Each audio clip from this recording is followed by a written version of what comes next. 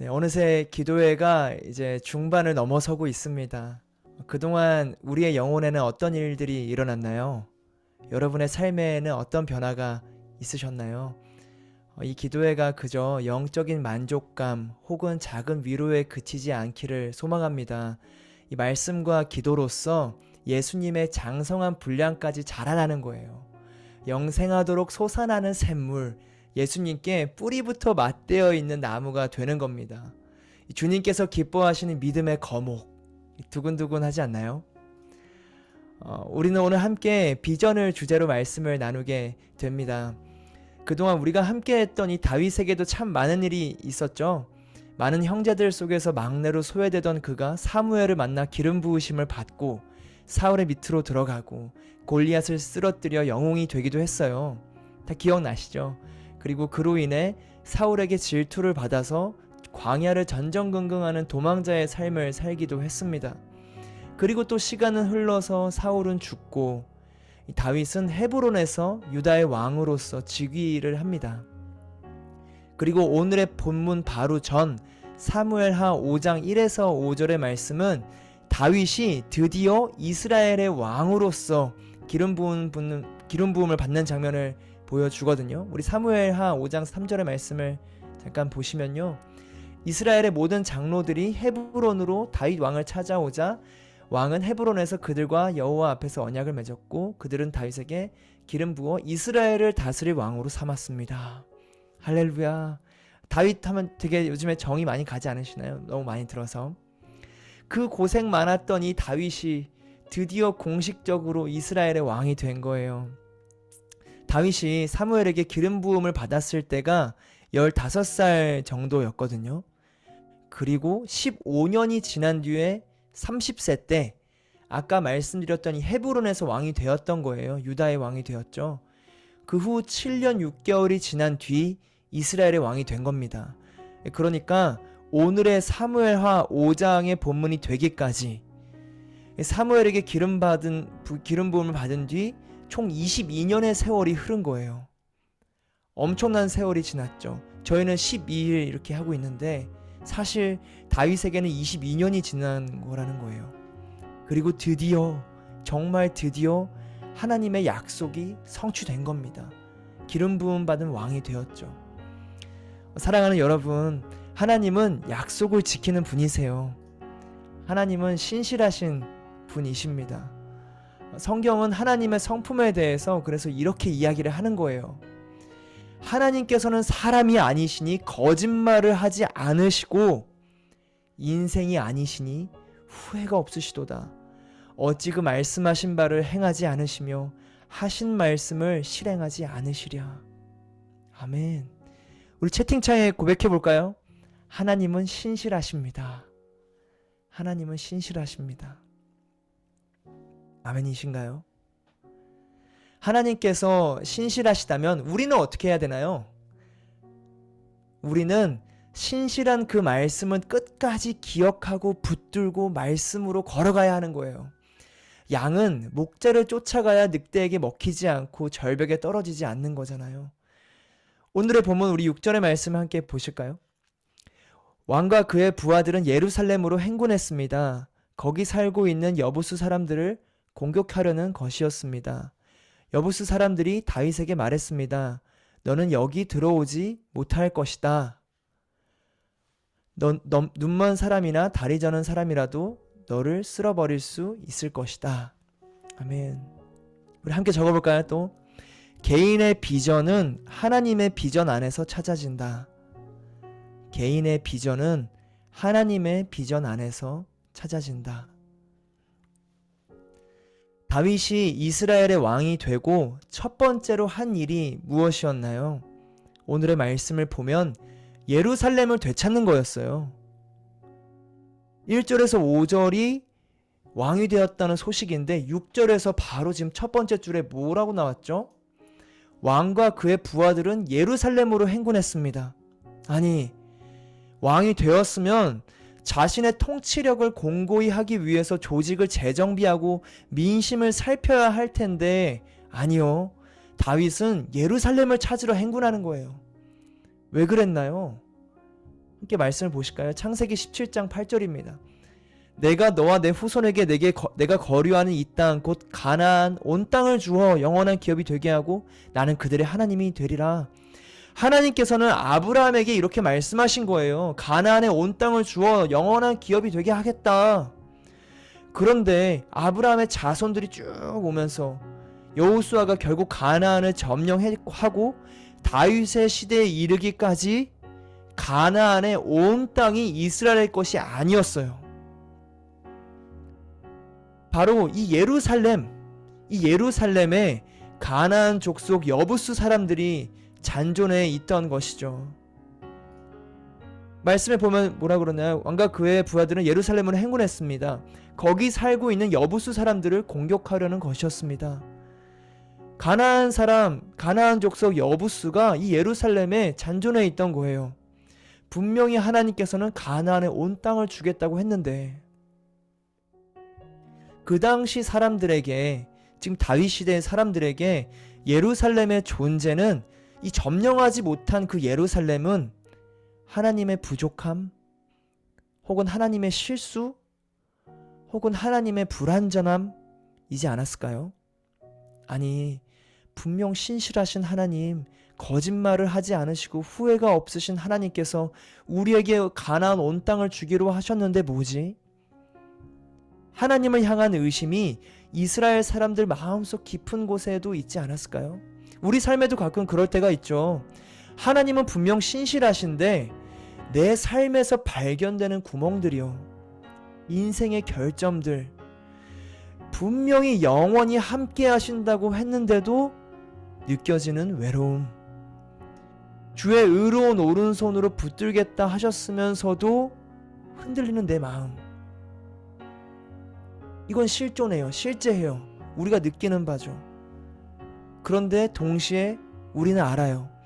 어둠 속에서는 빛을 향해야 한다는 것을요. 다윗은 바로 예루살렘을 향해 행군했어요. 가나안을 향한 하나님의 뜻을 기억했기 때문에 그렇습니다. 이 시간이 흘러서 잊혀질 법한 신실한 아브라함의 언약을 다윗은 끝까지 기억하고 붙잡은 거였어요. 아브라함 때부터 선포되었던 하나님의 비전을 그는 기억하고 그것을 자신의 것으로 삼은 거죠. 그러니까 하나님의 비전을 개인의 삶으로 가져온 거예요. 이 비전은요, 내가 하고 싶어 하는 일, 내가 잘하는 일이 아닙니다.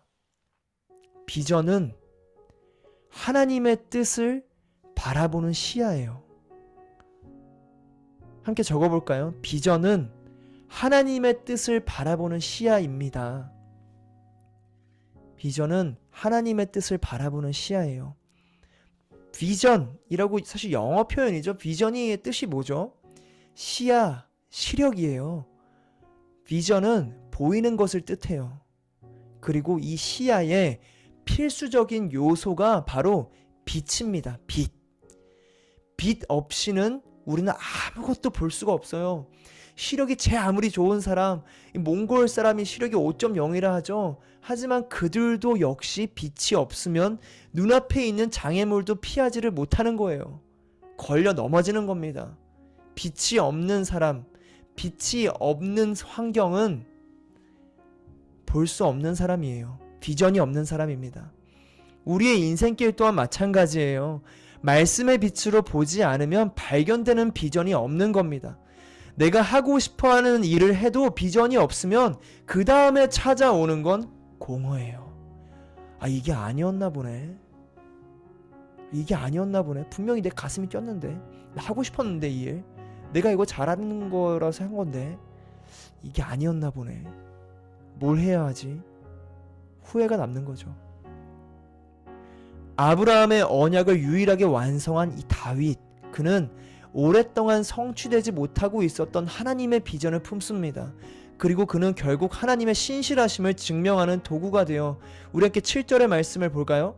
그러나 다윗이 시온 산성을 점령했으므로 그곳 이름을 다윗성이라고 했습니다. 이 시온은요, 예루살렘 남쪽 언덕을 지칭하는 고유 명사로 이 광의적인 의미에서 시온을 빼앗은 것은 이스라엘 전체의 회복을 의미합니다. 결국 하나님께서는 다윗을 통해 말씀하신 바를 행하시고 하신 말씀을 실행하셨어요. 결국 가나안 온 땅이 아브라함의 언약에 따라 이스라엘 백성의 것이 된 겁니다. 신실하신 하나님, 다윗은 22년의 시간 동안 기다렸고 결국 신실하신 하나님을 경험했는데, 이스라엘 민족적으로는요, 아브라함 때부터 다윗에까지 이르러서 결국엔 완전하게 그 언약을 성취하시는 하나님을 경험한 겁니다. 신실하신 하나님, 다시 한번 고백해 볼까요? 하나님은 신실하십니다. 이것이 저와 여러분 평생의 고백이 되기를 소망합니다. 신실한 하나님을 향한 흔들리지 않는 믿음. 하나님은 신실하세요. 그 약속을 지키시는 분이시라는 거죠. 우리가 그 신실하신 하나님의 뜻을 찾고 따라간다면 그곳에는 무엇이 남을까요? 신실하신 하나님의 뜻을 찾아서 같이 함께 그 비전을 따라간 길에는 바로 하나님의 이름이 남습니다. 나를 통해 하나님이 높아지시는 거예요. 나는 죽고 예수님이 살아요. 그게 비전을 따라가는 자의 삶의 모습입니다. 우리가 교회에서 섬길 때 나를 향한 칭찬이 아닌 하나님을 향한 찬양으로 향할 수 있게 해요. 그게 비전의 사람입니다. 선을 행할 때도 나를 향한 감사가 오게끔 하는 게 아니라 하나님을 향한 감사가 남게 해야 되는 거예요. 그게 비전의 사람입니다. 목회자들도 똑같아요. 설교를 할 때 설교자가 남지 않고 그 마음에, 그 영혼에 예수님이 남아야 해요. 그게 진짜 하나님의 뜻을 선포하는 모습이죠. 내가 높아지고 있는 모든 길에서 벗어나세요. 인생의 중앙 무대에 내가 서 있다면 벗어나세요. 내가 따라가는 길이 나를 위하고 있다면 우리는 그 길을 다시 점검해야만 합니다. 오늘의 본문 8절과 9절 말씀 함께 보실까요?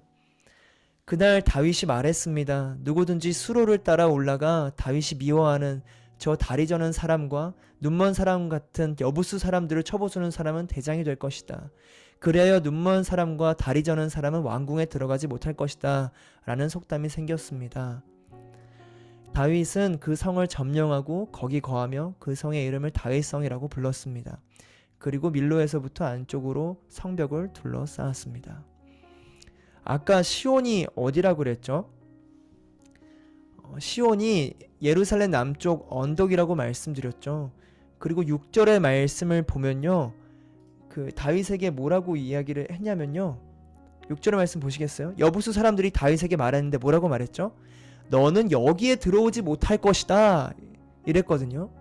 여부수 사람들이 왜 이런 말을 했을까요? 이렇게 조롱했을까요? 이 사실 그렇게 말할 수 있었던 것이 바로 이 예루살렘의 지형적인 특성 때문이었어요. 예루살렘의 동쪽과 남쪽이 절벽과 같은 언덕으로 되어 있고 예루살렘 자체가 주요 도로하고도 많이 떨어져 있어서 접근하기가 힘든 곳이었습니다. 그래서 여부수 사람들이 다윗을 향해 너는 여기 못 들어올 거야 라고 조롱을 할 수 있었던 것이죠. 그런데 8절의 말씀을 지금 보면요, 다윗이 말해요. 누구든지 수로를 따라 올라가. 누구든지 수로를 따라 올라가. 다윗은요, 난공불락의 요새와 같은 이 예루살렘을 함락하기 위해 세밀한 지형 탐사를 한 거예요. 저곳으로 올라갈 수 있는 길이 있을까? 어떻게 하면 안으로 들어갈 수 있을까?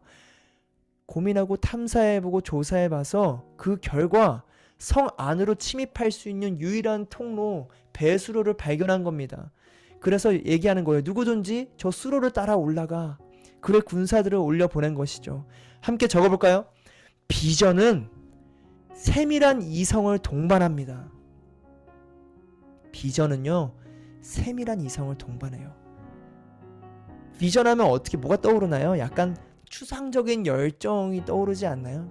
비전, 와 소리치는 어떤 모습들, 굶주림이 없는 세상을 만들 테야, 이렇게 외치고 이 점심 먹고 잠바는 왕창 남기는 뭐 이런 맥락처럼 느껴질 때가 있죠. 그러나 비전은요, 현실을 바꿔놓는 실체예요. 하나님의 비전을 받은 사람은 이 땅을 바꿔놓습니다. 어떻게 해요? 다윗처럼요. 어떻게 해요?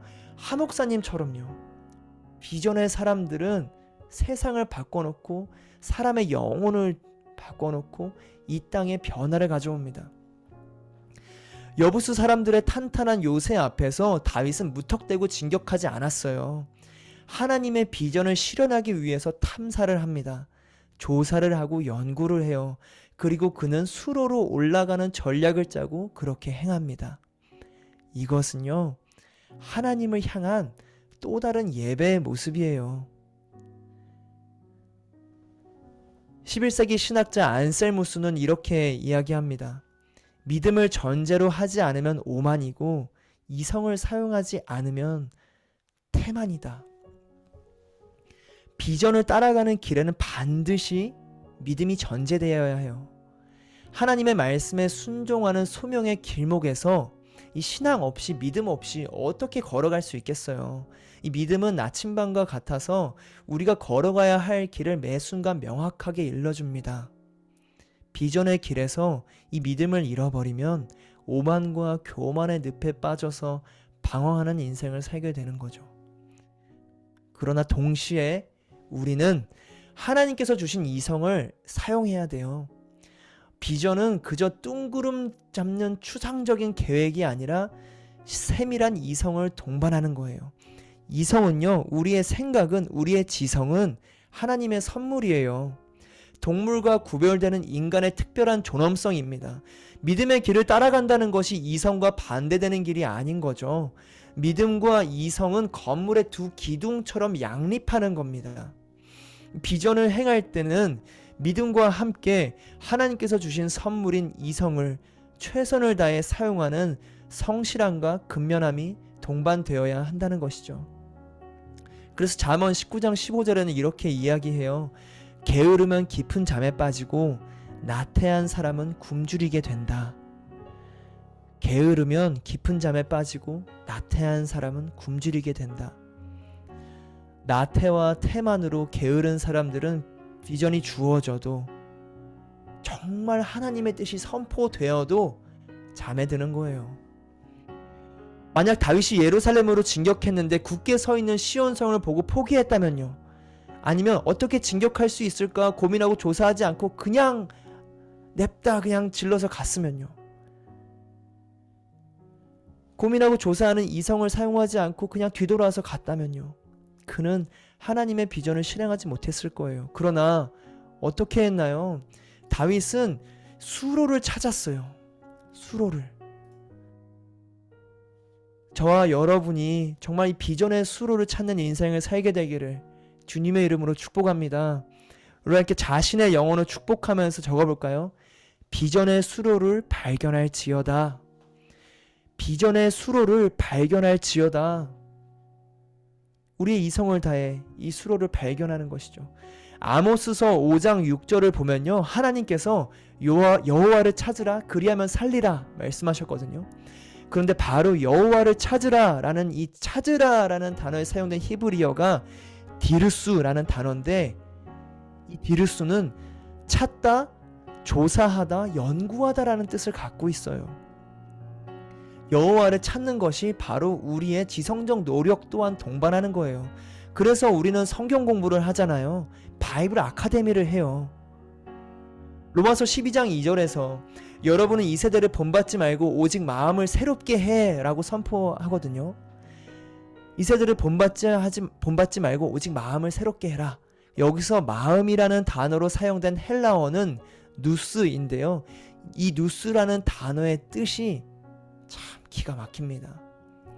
마음이면 우린 마음이라 생각하는데 여기서 사용된 누스 헬라어는요, 이해하다, 인지하다, 지식을 갖다, 알게 되다 라는 뜻을 갖고 있어요.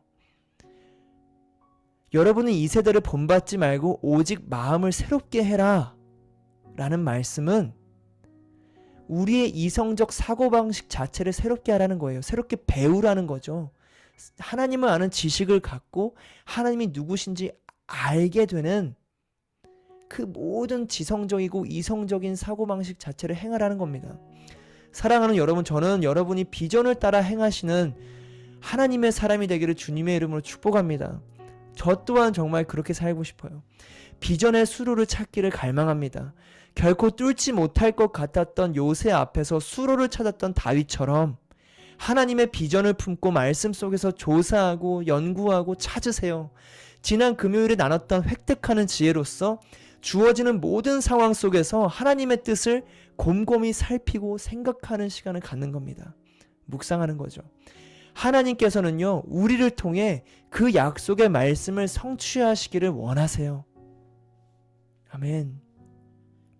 우리 함께 마지막으로 10절의 말씀을 함께 보실까요? 10절의 말씀입니다. 그는 점점 강대해졌습니다. 전능하신 하나님 여호와께서 그와 함께 하셨기 때문이었습니다. 함께 고백해 보겠습니다. 비전을 따르는 자는 점점 강대해집니다. 적어볼까요? 비전을 따르는 자는 점점 강대해집니다. 비전을 따라가는 자의 결과예요. 이 강대해질 수 있는 이유가 무엇인가요? 오늘의 말씀 명확히 가르쳐주죠. 뭐라고 하나요?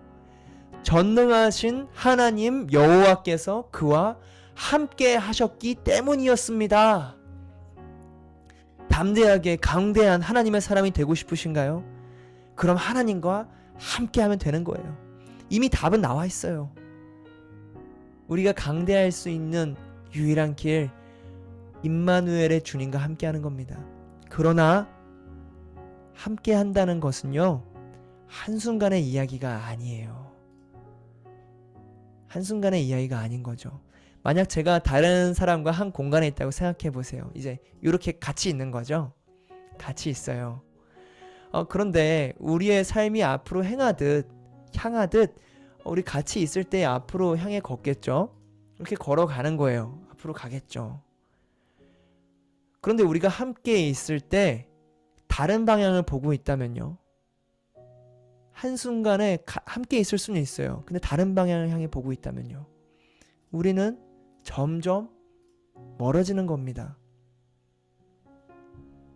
함께 한다는 것은 한순간의 이야기가 아니에요. 오늘 내가 하나님과 함께 있는 것 같아 이렇게 느낄 수 있어요. 그런데 이렇게 다른 방향을 향해서 함께 있을 수도 있는 겁니다. 그럼 결국 그 마지막은 어떻게 되나요?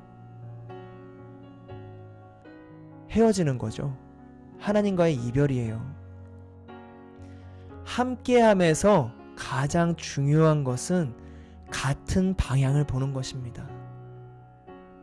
함께함에서 가장 중요한 것은 같은 방향을 보는 거예요. 이것이 비전입니다. 비전이 아까 뭐라고 했었죠? 하나님의 뜻을 바라보는 시야요. 하나님의 뜻을 바라보는 시야. 하나님과 같은 방향을 향해 시선을 유지하는 것이 믿음이에요. 그러면 아무리 우리 인생이 계속 앞으로 전진하더라도 우리는 하나님과 계속 함께 걷는 겁니다. 비전이 있는 사람은요, 하나님과 동행하는 사람이에요. 비전을 품은 사람은요, 하나님과 함께하는 사람입니다. 그렇기에 비전은 나 혼자 이루는 것이 아니라 하나님과 함께 이루는 것이 되며, 그로 인해 하나님의 영광 하나만이 드러나게 되는 것이죠. 우리는 그저 하나님 옆에서 강대해짐의 능력을 경험하며 평안과 감사를 고백하게 되는 거예요. 우리의 인생이 결국 예수 그리스도로 인한 승리를 향해 걸어가고 있는 것이잖아요. 다윗은 하나님의 말씀, 하나님의 꿈, 하나님의 비전을 향해 언제나 시선을 고정했던 사람이었어요. 그랬기에 이스라엘의 왕이 되자마자 아브라함 때부터 성취되지 않았던 하나님의 언약을 이루기 위해서 행진했던 거예요. 그리고는 결국 그는 예루살렘을 정복했죠. 하나님의 말씀을 완성합니다. 하나님의 언약을 성취하는 거룩한 도구요, 거룩한 통로가 되는 거예요. 사랑하는 여러분, 저는 저와 여러분이 하나님의 말씀을 완성하는 거룩한 도구요, 통로가 되기를 주님의 이름으로 축복합니다. 하나님의 비전을 품고 하나님과 함께 방향을 맞춰 하나님의 시선으로 고정하는 사람, 하나님과 동행하는 사람, 하나님의 비전을 품는 하나님의 사람이 되시기를 주님의 이름으로 축복합니다. 오늘날 우리가 행해야 하는 하나님의 시선, 그 방향은 어디인가요? 우리는 어떤 표대를 향해서 달려가면 되는 건가요? 하나님의 비전은 무엇인가요? 딱 하나예요. 딱 하나. 진짜 쉬워요. 예수 그리스도예요. 정답이 이미 나와 있어요. 예수님으로 인한 생명의 회복이요. 사도 바울은 그래서 이렇게 고백하는 거예요. 그러나 나는 내가 달려갈 길과 주 예수께서 내게 주신 사명, 뭐라고 달려갈 길이라 표현하죠. 앞으로 가는 것이 내 인생이라는 것을 아는 거예요. 내가 앞으로 달려가는 인생이라는 것을 아는 사도 바울이 고백하기를 하나님의 은혜의 복음을 증언하는 사명을 향해 달려가겠다라고 말하면서 결국 내 생명을 조금도 귀한 것으로 여기지 않습니다라고 고백하는 것이죠. 사도 바울은 예수 그리스도 단 하나의 표대를 향해서 달려가는 거예요. 그리고 그 달려감에 있어서 생명조차 조금도 귀한 것으로 여기지 않았던 것이죠. 모든 민족을 제자로 삼아 땅끝까지 내 증인이 되리라. 하나님께서 우리에게 주신 지상 명령이죠. 하나님이 이미 우리에게 표대를 주셨어요. 비전을 주신 거죠. 생명의 전달자, 복음의 증인. 우리 함께 고백하겠습니다. 우리의 비전은 바로 이 하나님의 비전 안에서 찾아집니다. 우리의 비전은 바로 이 하나님의 비전 안에서 찾아집니다. 문서를 복사하더라도 예수님을 위해, 청소를 하더라도 예수님을 위해, 음식을 만들더라도 예수님을 위해, 학생들을 가르치더라도 예수님을 위해, 그림을 그리고 음악을 만들더라도 예수님을 위해, 사랑하더라도 예수님을 위해. 반대로 예수님을 위해 행하는 모든 것은 우리의 비전이 됩니다. 예수님을 위해 행하는 모든 것은 우리의 비전이에요. 설거지도, 청소도, 하물며 길 가다 쓰레기를 줍는 것도 우리의 비전이 될 수 있는 거예요. 예수님을 위한다면요. 비전이 생기면 내 삶에 의미가 생겨요. 비전이 생기면 내 삶에 이유와 목적이 생겨요. 두려움이 사라지고 힘을 얻어요. 풍성한 생명이 시작됩니다. 사랑하는 여러분, 저는 저와 여러분이 비전의 사람이 되시기를 주님의 이름으로 축복합니다. 우리 함께 기도하며 나아갈까요? 우리 먼저 기도할 때는 다윗과 같은 비전의 사람이 되기를, 말씀을 따라 살 수 있는 하나님의 사람이 되기를 기도하며 나아가길 원합니다. 정말 묵상하면서 정말 이런 일들이 있을 수 있겠다. 세 가지가 생각이 났어요. 첫 번째, 나만의 비전을 품고 가는 사람이 있을 수 있겠다. 이런 분은요, 주님, 하나님의 비전을 허락하여 주옵소서. 혹여 내 길이 내 욕심의 길이라면 주님, 돌이킬 수 있도록 하나님의 시선을 허락하여 주옵소서. 그리고 두 번째, 이미 비전을 향해 달려가고 계신 분이 있을 수 있죠. 이런 분들은요, 주님, 주님의 시선과 맞춰 달려갈 수 있게 하여 주옵소서. 함께함이 한순간에서 끝나지 않고 영원히 동행할 수 있도록 하나님의 시선을, 그 비전을 끝까지 맞춰 달려가게 하여 주옵소서. 그리고 마지막 세 번째, 비전을 아직 찾지 못한 분이 있을 수 있어요. 그런 분들은요, 이렇게 기도하시길 바랍니다. 복음을 위해 나는 무엇을 해야 합니까? 복음을 위해 내가 할 수 있는 것은 무엇입니까? 예수님을 위한 나의 길은 무엇입니까? 함께 이 비전을 놓고 기도하며 나아갈까요? 함께 기도하며 나아가겠습니다.